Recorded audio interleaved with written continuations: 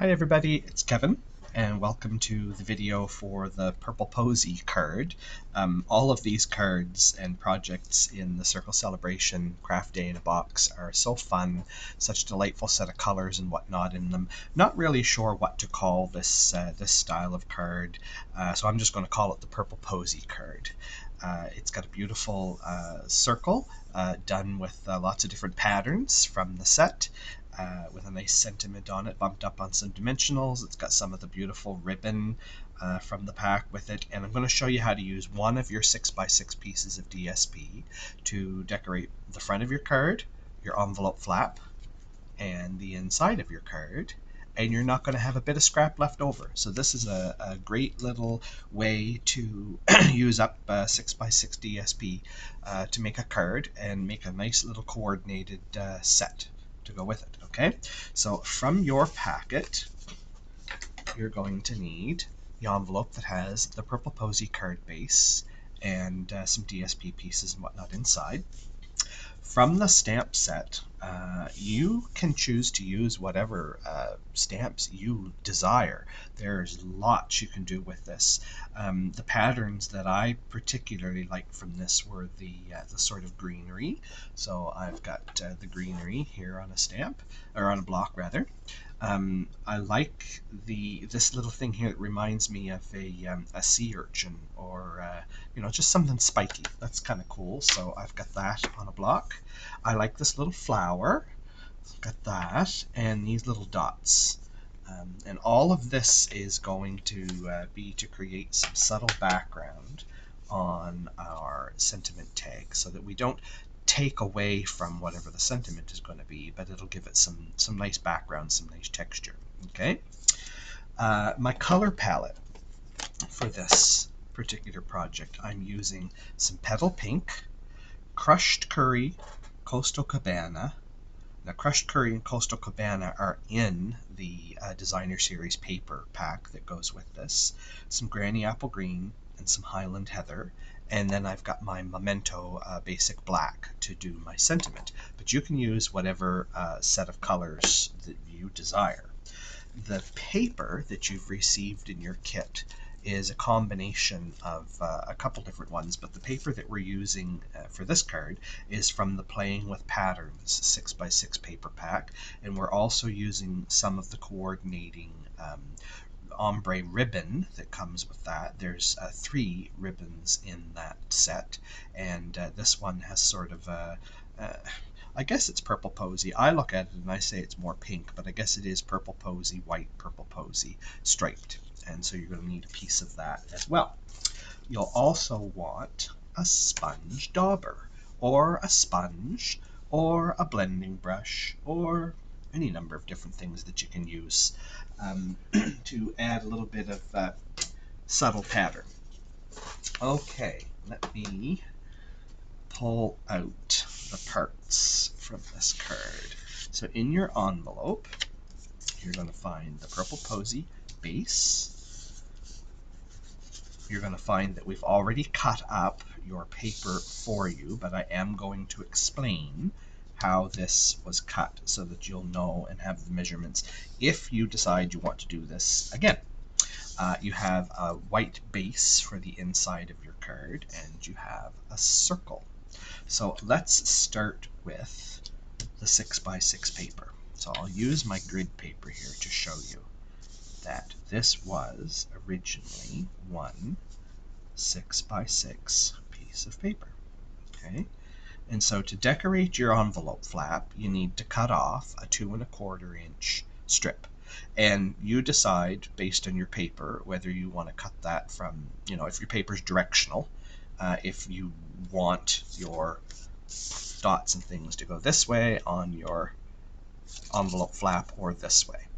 So I knew that we wanted stripes across the front of our card, so I knew that this piece had to be tall, so that's why I cut it down this way, and our envelope flap's going to go like that. So cut a 2 1/4 inch piece off of the end, and then from this piece you cut 1 inch off of the shorter end, and what you're left with is a 5 by 3 3/4 piece and a 1 by 3 3/4 piece. So this will go on your inside, like this. This will go in the front of your card, and this will go in the envelope flap. So let's do the envelope flap. So I'm just going to take my liquid glue,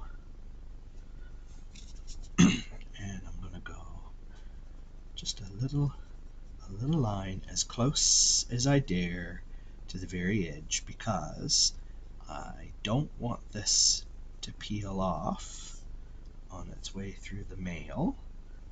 I don't want it to get caught in any of the postal automated belt systems and whatnot. And then I'm just going to do a zigzag across the middle. Then I'm going to close my envelope back up again, stand it up on its end,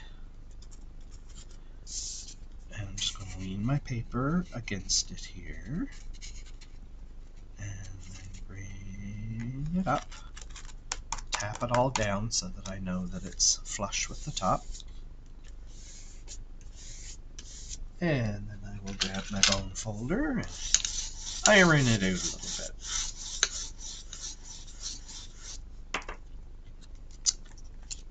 Okay. And then we just take our snips and snip off the excess.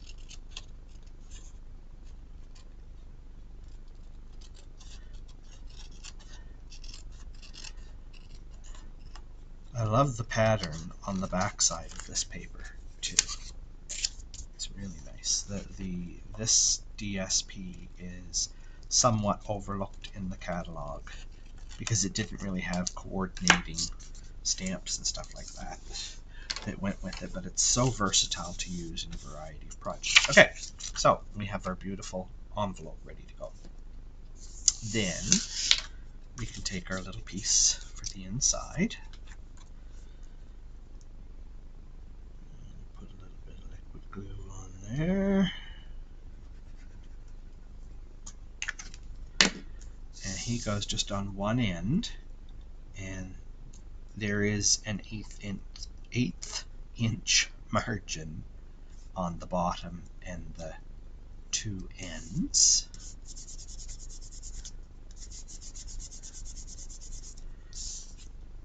Okay, and then I'm just going to crease my card base.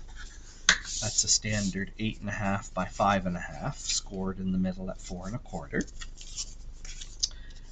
And if you're going to stamp a sentiment on the inside of your card, you might want to do that now before you glue it in. I'm just going to glue this in, and I'll do my sentiment stamping on the inside later. So this goes in with your standard 1/8 inch margin all the way around the outside. There. Okay. Then we can adhere our front.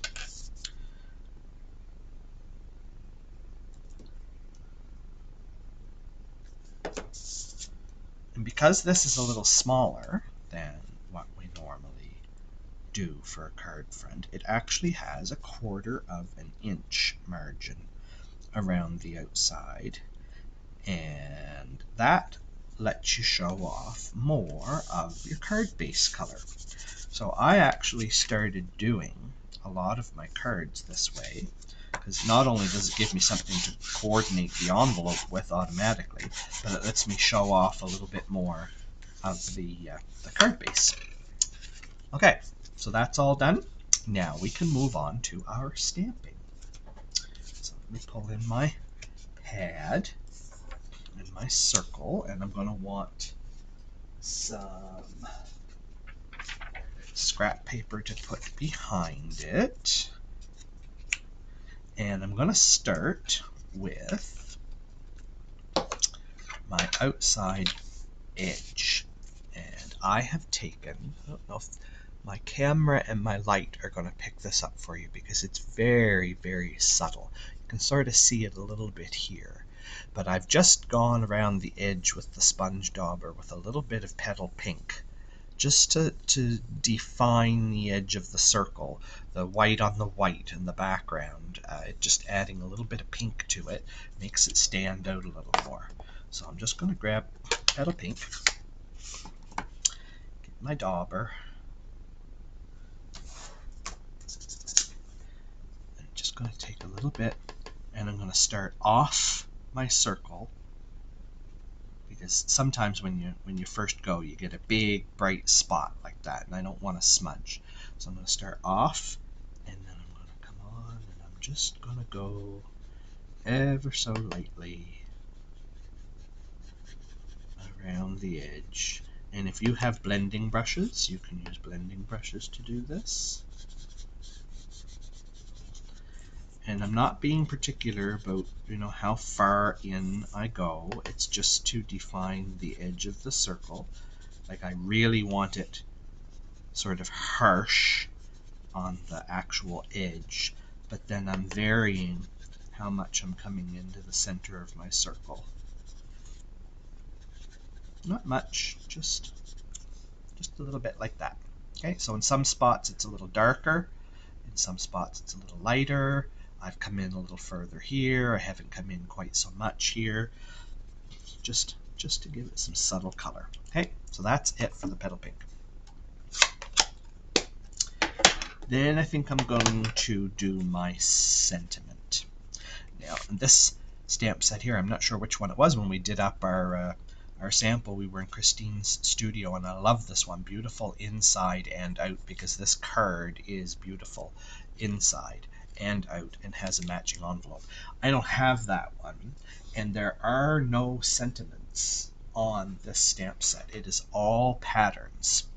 So pull out any stamp sets that you have that have sentiments in them. This lovely U one works really well. This is one of my favorites. It's got so many different ones in it. But I go through a lot of birthday cards, and I like this big, bold sentiment that's on here. So I think I'm going to do my sentiment, the big, bold, happy birthday that's here.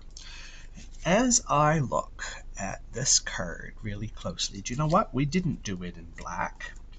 One of the other colors that's in this paper pack is Night of Navy. So I'm going to pull out my Night of Navy. And I'm just going to borrow this block here for a second to put that happy birthday on.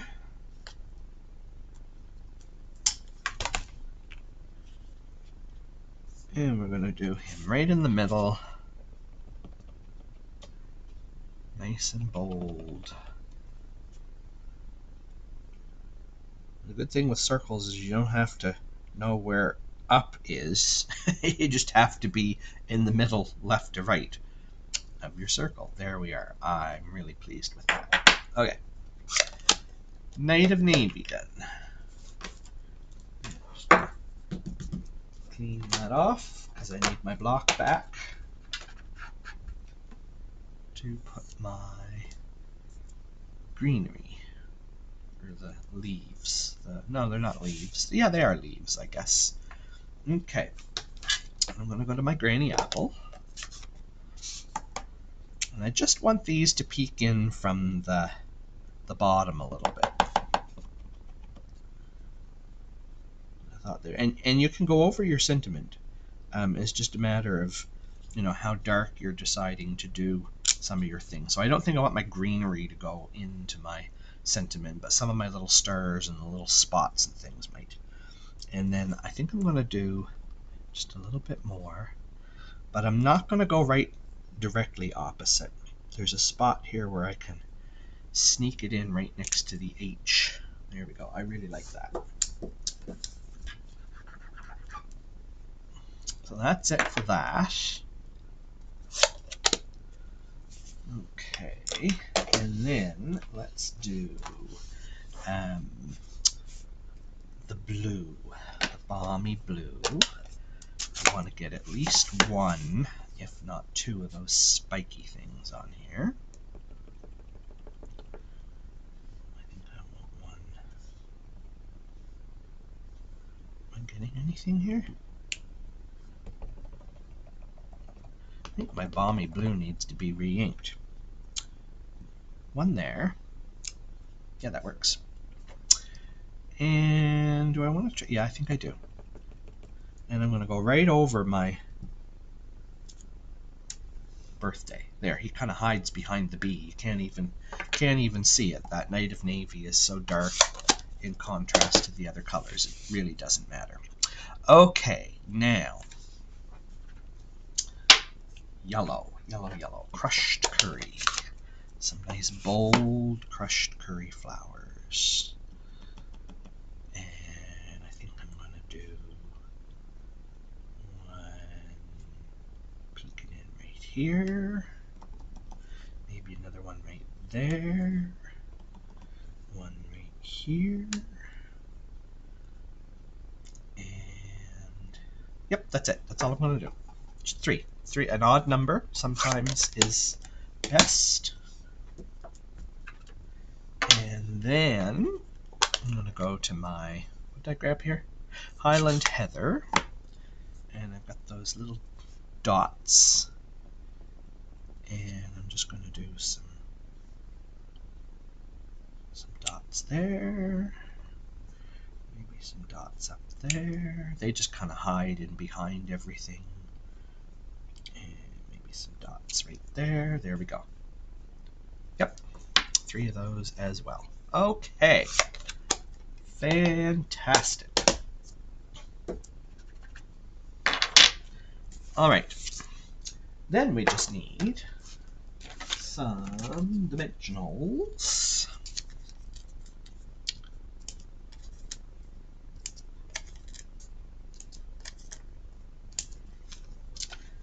And our card base that we did earlier.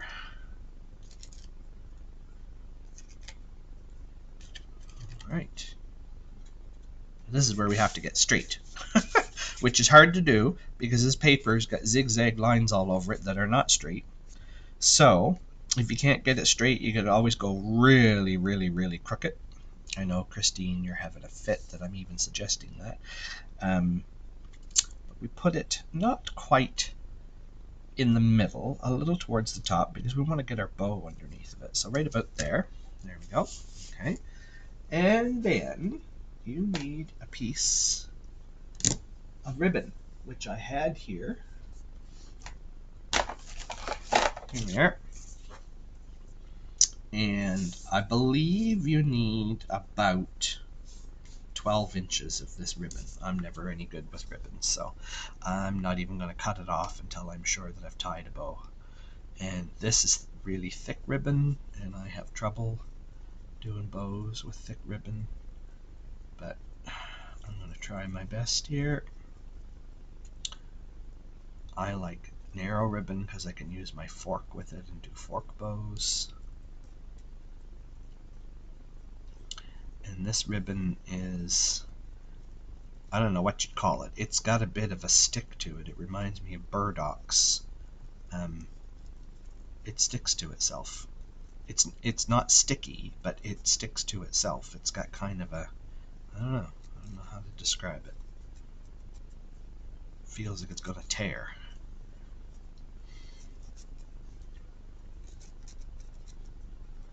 Okay. Get this all twisted around the right way here. I think this is going to be a big bow fail.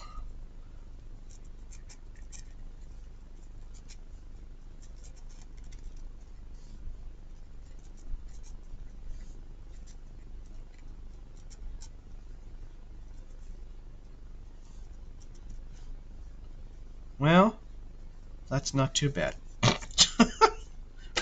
We'll say that it's done. Anyway. Okay, and then I'm just going to do that on an angle. Do that on an angle. There we go. Yeah, I think I probably used about 10 to 12 inches. And then we just need a glue dot. And my little poker tool here to get a glue dot off. And I'm just just going to roll it slightly, stick it back to itself. Put the, oh, wow, that side of the ribbon looks better than the other side. So there, we're going to put it on this side and stick that down right underneath my sentiment circle, and there we are. What a fun little project to do. And there's the original one, and there's the envelope, matching coordinating envelope for that one. So I hope you enjoyed that project, and you've got lots of other possibilities of paper in your playing with patterns paper that we have provided with your kit. So would challenge you to go ahead and make some more cards with this design. We would love to see the card that you end up with from this project video.